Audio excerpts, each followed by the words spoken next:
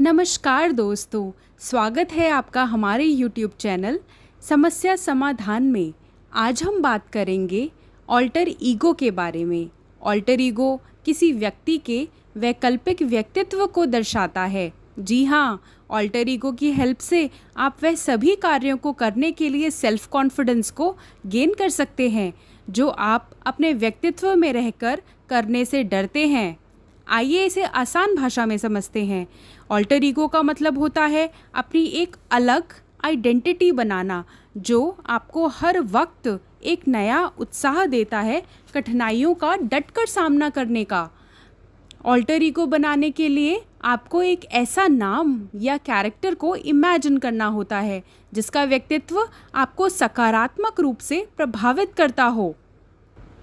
Low confidence, self doubt और लोग क्या सोचेंगे जैसे विचारों से आप सभी लोग घिरे रहते हैं जो जीवन में बहुत कुछ करना चाहते हैं पर फर्स्ट स्टेप यानी कि पहला कदम शुरुआत ही नहीं कर पाते उस पहले कदम की।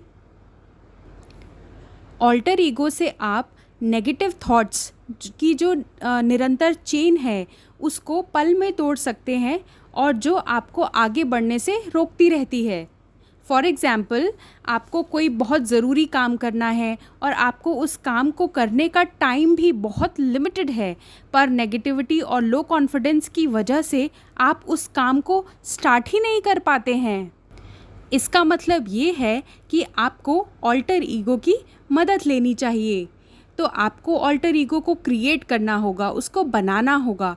जैसे कि कोई ऐसा व्यक्ति का नाम आपको अपने जहन में लाना होगा जिससे आप प्रभावित होते हैं और आपको एंडलेस इंस्पिरेशन मिलती है। जैसे कि आपके फादर, बस आप ये सोचिए कि आपको किसी काम को करना है और यदि ये काम आपके फादर या पिता को करना होता तो वो इस काम को कैसे करते। ज़रूरी नहीं कि आप इंस्पिरेशन के लिए प्रभावी व्यक्तित्व को घर से बाहर निकलकर ही खोजना शुरू करें। वो प्रभावी व्यक्तित्व आपके घर में, आपके आसपास भी हो सकते हैं। ऑल्टर ईगो के उस कैरेक्टर को दिमाग में लाते ही आप एक नई एनर्जी को महसूस करते हैं। आपका माइंडसेट चेंज हो जाता है और माइंडसेट चेंज होते ही आप अपने ऑल्टर ईगो के जैसे बिहेव करने लगते हैं। एग्ज़ाम्पल के लिए, अगर आपको मोबाइल से दूरी बनानी है और आप ये कर नहीं पा रहे हैं तो आप जहन में यह सोच सकते हैं कि यदि लाइफ में फ़ोन नहीं होता तो मैं इस वक्त शायद किताबें पढ़ रहा होता या पढ़ रही होती या फिर कुछ क्रिएटिव कर रहा होता। ऑल्टर ईगो ना ही हमें सेल्फ कॉन्फिडेंस के साथ डिसिप्लिन भी सिखाता है जबकि आपको अपने टाइम को इम्पोर्टेंस देना भी सिखाता है।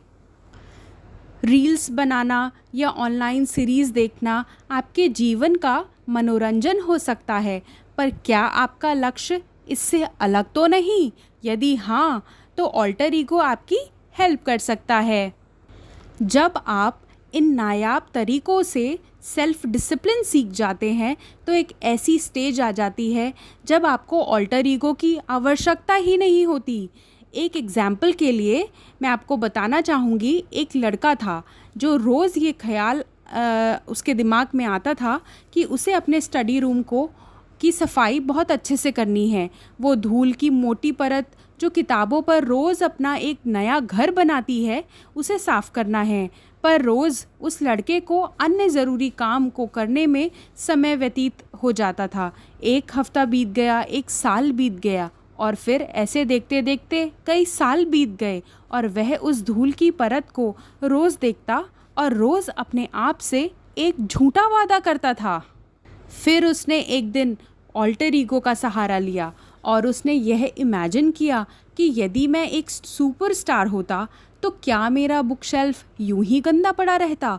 बस फिर क्या था, उसने शुरू किया उसे साफ़ करना और 15 मिनट में उसने उस बुक शेल्फ को चमका डाला।